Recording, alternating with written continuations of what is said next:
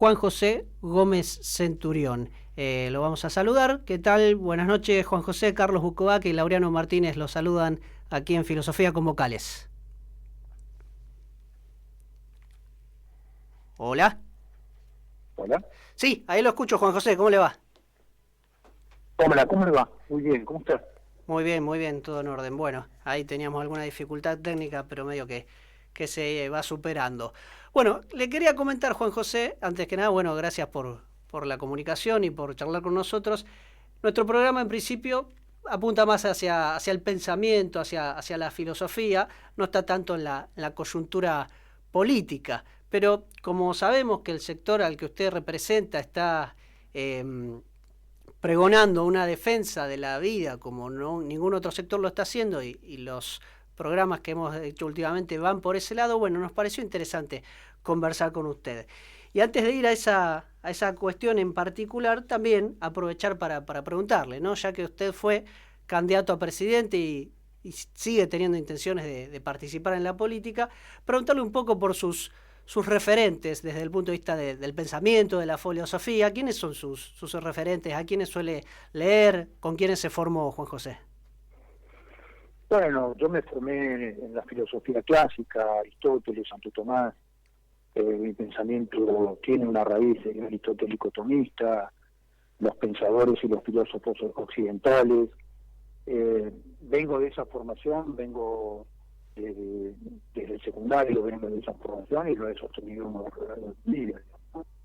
Bien, interesante entonces saberlo. Aquí mi compañero Laureano también quiere plantearle alguna cosita.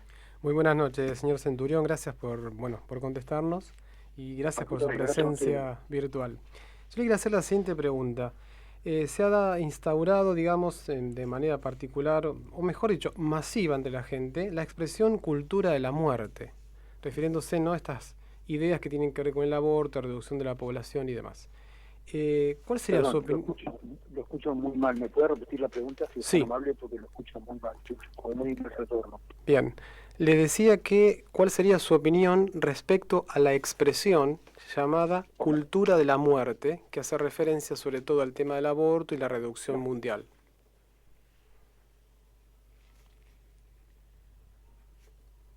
Hola. Hola, ¿me escuchó bien? Hola, hola. Hola, hola. ¿No se escucha? A ver, vamos a ver si Walter puede restablecer la comunicación.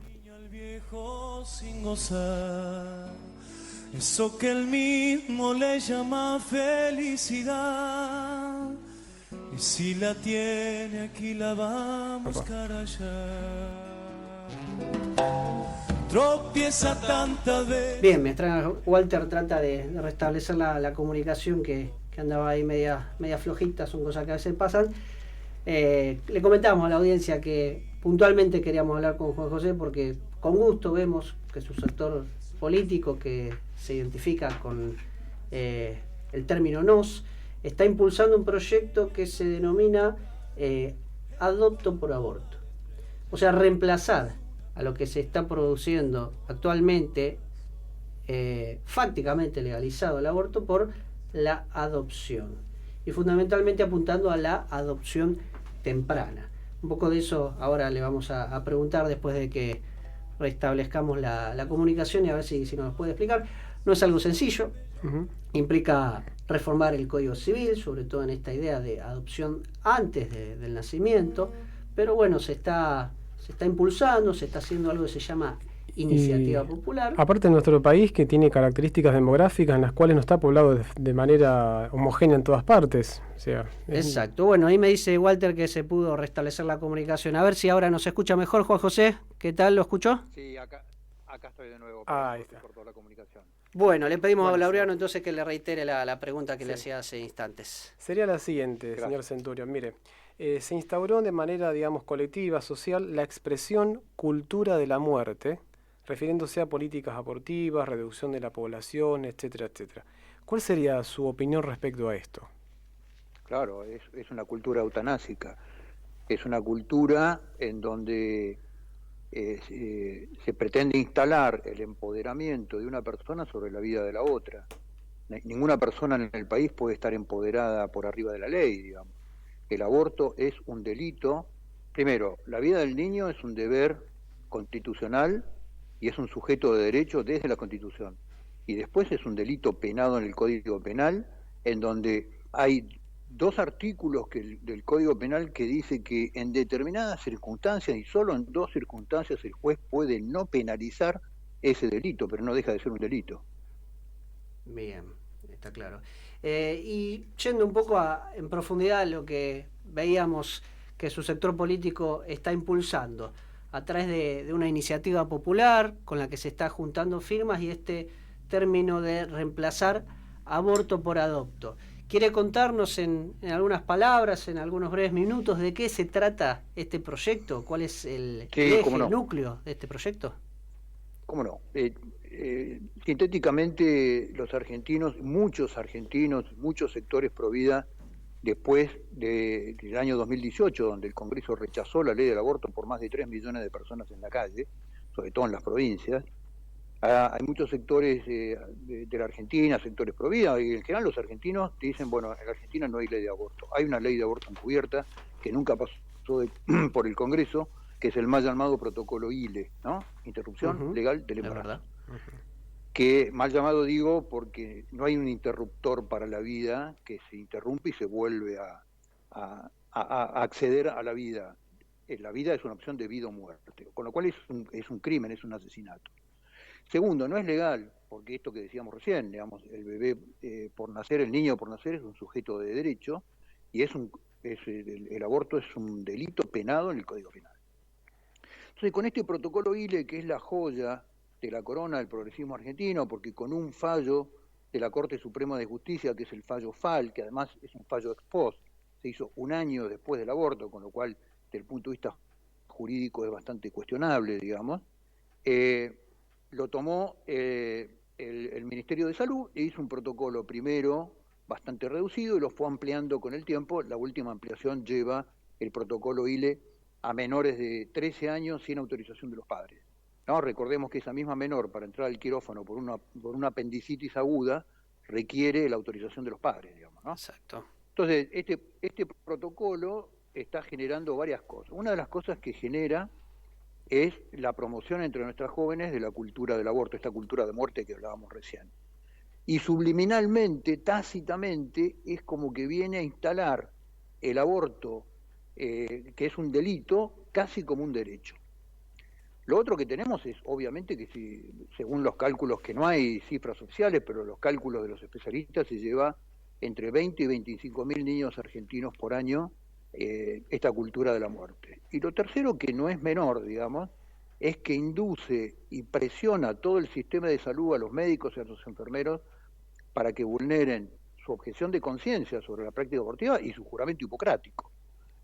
La prueba de esto evidente, digamos, es el doctor Rodríguez Lastra, con una sentencia en suspenso vergonzosa en Río Negro por salvar las 2 vidas, ¿no? Entonces, el año pasado, en Paso de los Libres, Corrientes, bastante cerca de ustedes, bueno, no tan cerca, pero mucho más cerca que yo, digamos, hubo un fallo inédito dada por la doctora Lagarreta frente al caso, que era un caso además emblemático, el típico caso que presenta el progresismo, una menor violada sistemáticamente por su padre y embarazada, por su padrastro, perdón, y embarazada. Entonces, frente a este caso, junto a los especialistas del Hospital de Paso de los Libres, en lugar de aplicar el protocolo ILE, buscó en el registro de adopción de las familias que se proponen para adoptar un bebé, encontró un matrimonio que quería adoptar un bebé y no podía tener hijos, se lo presenta a la madre, llegan a un acuerdo, y le da una guarda temprana a los futuros pares adoptivos durante todo el proceso de embarazo.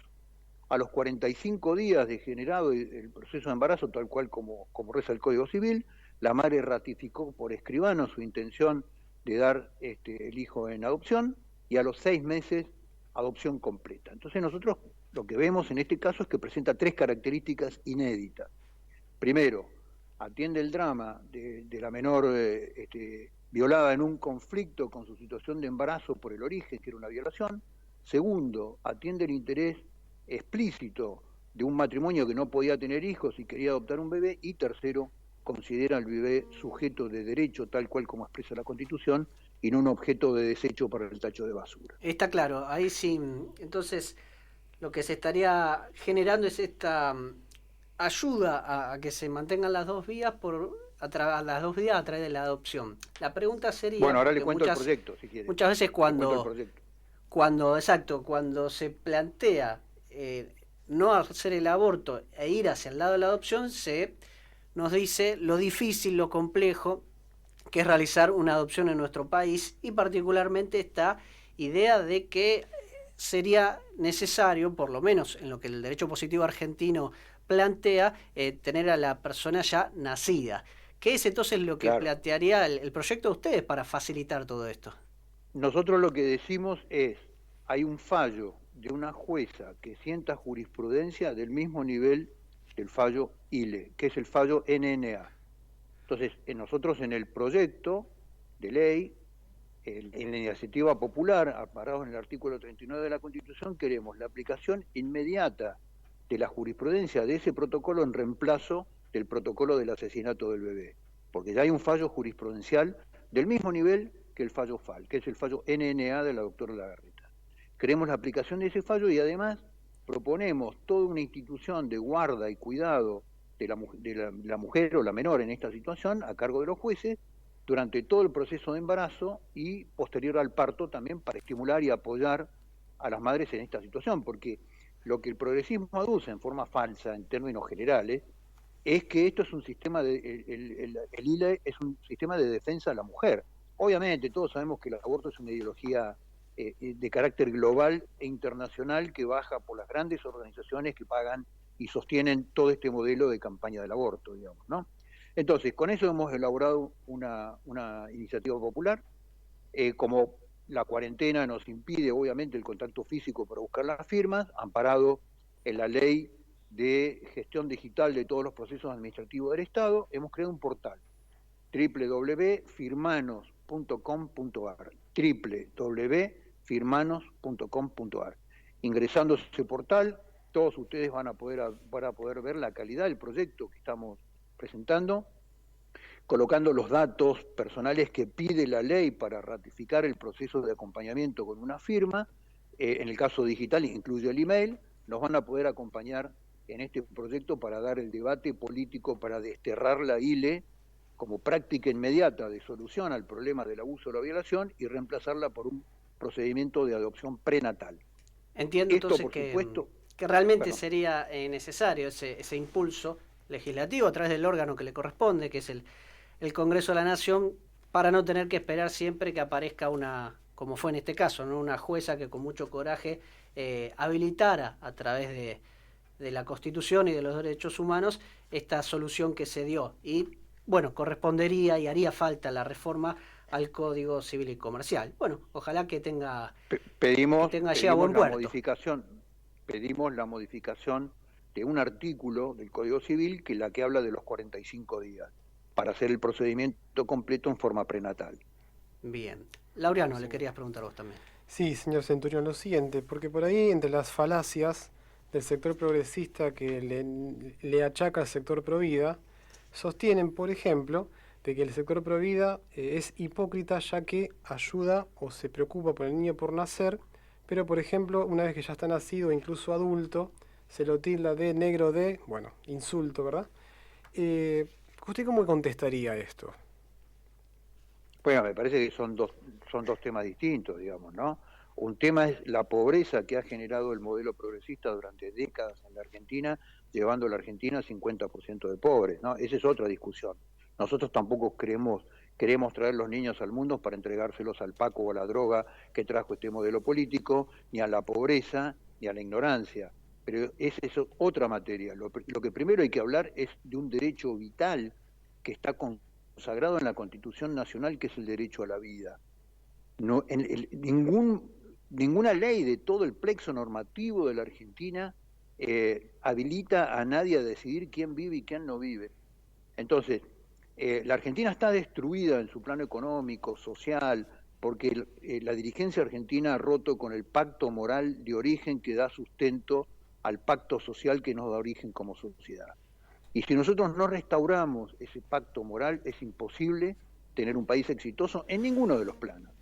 Entonces, lo que nosotros decimos, el derecho a la vida es un derecho primario, consagrado en la Constitución y consagrado en las leyes. Y la dirigencia política, más allá de plasmar en su gestión sus ideas personales o sus saludos a los lobbies internacionales para que le financien campaña, deben hacer cumplir la ley. Y ese es el rol de un funcionario en cualquier nivel de la administración pública. Por supuesto que el primero es el presidente de la Nación, ¿no? Está claro. Por eso, si ustedes se fijan, perdón, ¿Sí? Cierro con esto, no quiero interrumpirlo. Si ustedes se fijan, apenas la legislatura de la Ciudad de Buenos Aires adhirió el protocolo de la isla en Buenos Aires, a los 15 minutos yo le pedí al jefe de gobierno, a Rodríguez Larreta, que vete con la potestad que tiene, que vete esa ley por dos cuestiones, porque es ilegal y porque es ilegítima. Bien, está más que claro. Me llega un mensaje de uno de nuestros oyentes muy concentrado, estaba muy entusiasmado con la entrevista que le íbamos a hacer y me plantea, ¿cuáles son los beneficios, tanto políticos, sociales o económicos, que se derivan de defender las dos vidas, Juan José? El beneficio moral, vuelvo de nuevo. Las sociedades están sustentadas, los países, las naciones, en un pacto moral. Ese pacto moral se trasluce en el derecho positivo en un pacto social. Ahora, si nosotros rompemos, Toynbee en otro modelo hablaba de la fe fundante de las naciones, digamos, ¿no? Toda nación en cualquier lugar de la Tierra tiene una fe fundante y la practica y la sostiene. Si ustedes miran el dólar, van a ver in God we trust, digamos, ¿no? Sí, con lo cual, cuando uno escucha hablar un americano, por más que tengan otra creencia que la que yo tengo, pero lo que digo es, ellos hablan a partir de Dios, digamos, ¿no? Y Dios está presente, y Dios está presente en nuestra Constitución. Fíjense que en el año, cuando los convencionales constituyentes se ponen de acuerdo, después de 35 años de guerra civil y anarquía en la Argentina, cuando redactan el preámbulo, que redactan una serie de propósitos, Dios es la fuente de toda razón y justicia. Y había, obviamente, legisladores que seguramente no creían en Dios, pero lo que entendían es que la fe en Dios había sido la fe fundante de la Argentina. Entonces, ¿cuál es el beneficio de defender las dos vidas? Lo podríamos mencionar en el plano estratégico. Yo, en la interrupción de la comunicación, escuché que ustedes estaban hablando de una Argentina despoblada, que desde el punto de vista geopolítico, estratégico es un peligro. Sí, es cierto. Defender las dos vidas promovería eso. Pero lo que digo es, fundamentalmente, es sustentar el pacto moral que nos da origen como sociedad, que es lo que ha roto esta dirigencia política a lo largo de décadas, ¿no? Ciertamente. Obviamente, si no se defiende la vida, todos los otros derechos no tienen sentido, porque no se pueden aplicar, claro, lógicamente. ¿Qué derecho te va a defender un político que no es capaz de defender al ser más inocente de la creación, que es el niño por nacer, que no tiene ninguna capacidad de autodefensa? Porque la madre ya decidió el aborto. Entonces, bien, nos quedan un poquitos minutitos, pero tenemos todavía alguna cosita por preguntarle. Lo saco un poco de la cuestión de la defensa de la vida, no del todo, pero voy un poco a la cuestión política. Si bien, repito, nosotros no somos un programa de coyuntura política, pero ya que lo tenemos aquí, hay una cosa que se escuchó mucho el año pasado y al día de hoy se sigue escuchando, que es que bueno, lo que usted y su sector político vienen pregonando, hay gente que desde otros sectores políticos también lo piensa, lo sostiene, sectores quizás del justicialismo, sectores del conservadorismo, etcétera, que se encuentra este tipo de mensaje en otros sectores que no se han podido encontrar. El año pasado, bueno, se había hablado también de una posible unión un poquito más amplia todavía. Se había mencionado el nombre de una médica muy especialista en el tema de las dos vidas, la doctora Chinda Brandolino, pero bueno, un poquito esa cuestión en particular, pero también mirando hacia el futuro. ¿Qué chances hay de que la gente que verdaderamente tiene en común la defensa de la vida, pero no solo eso, sino ciertos valores de tradición, de defensa de la familia, de defensa de la patria, comiencen a converger y no que cada uno esté con su propio ranchito. Entonces, ¿qué nos puede contar sobre lo del año pasado y en vistas al futuro? No, no son ranchitos. Yo, cuando postulé esto, me expuse a la candidatura presidencial, armé un frente político, recorrí la Argentina con este tema y saqué casi 3 puntos, casi 800.000 votos. Para que hagamos la cuenta, digamos, cuando Vox en España arrancó hace 5 años la primera elección a nivel nacional, sacaron 68.000 votos. Entonces no es un ranchito que yo estoy haciendo para mí. Obviamente es obvio que cuando yo lancé mi candidatura el año pasado, todo el mundo se dio cuenta que yo lo que estaba buscando es abrir un espacio político donde los valores tradicionales de la Argentina, que hicieron de la Argentina un país exitoso, estuvieran en el diálogo político. No fue un ranchito decir yo quiero mi candidatura. Pues yo hubiera querido mi propio ranchito, hubiera negociado una candidatura a diputado, estaría disfrutando en la Cámara de Diputados. Entonces digo, hay ranchitos y hay proyectos. Yo lo que lancé el año pasado fue un proyecto. Están todo el mundo bienvenido a un proyecto que además lo que pretende es armar un partido nacional donde los valores, esos valores estén plasmados con un compromiso con la ciudadanía y con los votantes en un partido político. Yo lo que les digo es a mucha gente que el año pasado por ahí se vio confundida en el fenómeno de la polarización, que entrando a listas desde su más claro concepto de visión provida, entrando a listas de partidos que van a proponer el aborto, que ya propusieron el aborto en la Cámara de Diputados, no van a poder abrir sus espacios políticos, ni lo van a poder manifestar sus valores, a no ser que quede en un voto minoritario, como pasó en la legislatura de la Ciudad de Buenos Aires, de 7 diputados de distintas listas que dijeron, no, yo esto no lo voto. Ahora, eso no construye un espacio político. Y también le digo a los votantes, que aquellos votantes que aman la patria, que están avergonzados por el nivel de fracaso de la Argentina, que aman la vida, no sigan votando opciones que lo que siguen haciendo es destruir a la nación, que lo que siguen es no transformando un modelo que nos trajo hasta acá y siguen votando por partidos que llevan fórmulas abortistas. Yo no entiendo a alguien pro vida, lo respeto, hay algunos que son amigos míos, que dicen yo soy pro vida y entra en una lista donde mayoritariamente todos son abortistas. ¿Qué cree que va a pasar en ese bloque? ¿Qué es lo que piensa que va a pasar? Entonces, lo que necesita el rescate de la Argentina es formular claramente las ideas sin ambigüedades. Yo no tengo discurso para cada segmento de la Argentina. No, yo claramente expreso cuáles son los valores que nosotros representamos, los enfrento en los medios y en los medios de comunicación masivos que están absolutamente cooptados por el sistema del poder político y la pauta, y los sostengo desde ese lugar y no busco posturas ambiguas para que me voten todos. Está claro. Sí, clarísimo. Bueno, señor Centurión, como para ir terminando ya, ¿no? Lo saco yo también del tema de recién para mandarlo a otro que, bueno, usted también tiene absoluta incumbencia, como es el tema de Malvinas. Y que déjeme contarle muy brevemente una anécdota que tuve. Yo soy licenciado en filosofía, doy clase en 4 colegios.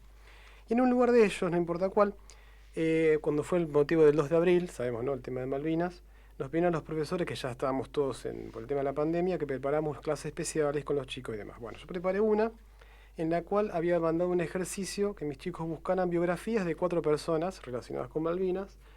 Uno era Poltiniori, el otro era Seineldin, el otro fue Rico y otro era usted. Bueno, resulta que un directivo de este lugar me prohibió hacerlo. Directamente me prohibió ese ejercicio, bueno, alegando que sus criterios personales y otros compartidos por un sector de él no estaban de acuerdo. Bueno, ¿qué me puede decir con respecto a eso y lo que quiera de Malvinas, señor Centurión? Malvinas es una causa nacional que está por arriba de las miserias de las personas que han sido formadas y educadas en un modelo de desmalvinización y que confunden la política con una causa nacional, digamos, ¿no? Yo soy veterano de guerra de Malvinas, tengo el honor de haber combatido por esta nación, tengo el honor de haber conducido 38 hombres, de haber enterrado a 6 de mis hombres en Malvinas, y ese honor me lo llevo a la tumba, ¿no? Y bueno, y después la clase política y el sistema de medios y el sistema pautado, todo lo que se conoce como la opinión publicada, durante 38 años dirigió un proceso de desmalvinización que quería decir sacar a Malvinas de la cabeza de los argentinos y lo único que logró es instalarnos en el corazón. Así que Malvinas es una causa nacional, la guerra de Malvinas divide la historia de la usurpación británica en un antes y en un después, y el día de mañana va a tener una importancia histórica cuando la Argentina termine de ser un gran país, con una clase dirigente que la lleve al destino que se merece Argentina, y ese día las Malvinas van a incorporarse definitivamente a nuestro territorio. Me engancho un poco sobre esa misma pregunta y, bueno, si hay algo que usted conoce realmente es eso, porque combatió y fue un héroe de Malvinas. Exactamente. Pero a 40 años de aquello. No, fui un soldado nomás. Nosotros tenemos 649 héroes. La categoría de héroes te la da Dios, porque Dios dice quién muere y quién vive en forma misteriosa, por razones que no puede explicar ni la táctica, ni la logística, ni la balística, ni la medicina. Bien. Un disparo en la cabeza, atravesado de lado a lado, se salva, y una esquirla del tamaño de un pulmón te mata en 30 segundos, con lo cual eso no lo explica nada más que la lógica de Dios. Así que Dios, llevándose a determinadas personas, los coloca en la categoría de héroes. Los demás somos soldados con todo el orgullo que tenemos de haber sido soldados de esta nación. Hecha la correspondiente aclaración, a 40 años de aquello, si a usted le tocara ser presidente o ser ministro de... poder acercar o estar cerca de un ministro de Educación, por ejemplo, ¿qué enseñanza y qué aprendizaje, que no sabemos todavía si a 40 años realmente lo tuvimos? ¿Qué enseñanza cree que todo lo que ocurrió en Malvinas tendría que dejarnos a los argentinos de hoy y especialmente a la juventud? Eso me interesaría que nos contara.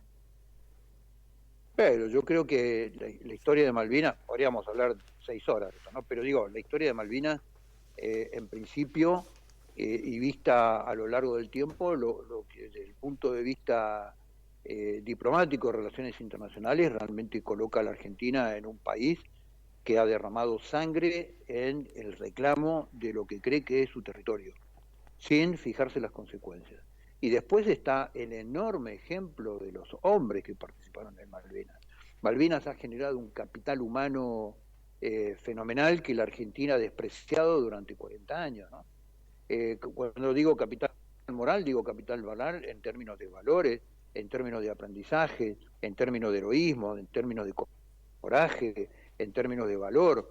Y esos ejemplos se los ha sustituido con ejemplos de la farándula, con jugadores de fútbol, con un nivel de banalidad característica de este modelo que nos ha traído hasta acá, porque eso es la ruptura con nuestro pacto moral, ¿no? Banalizar absolutamente todo, ¿no?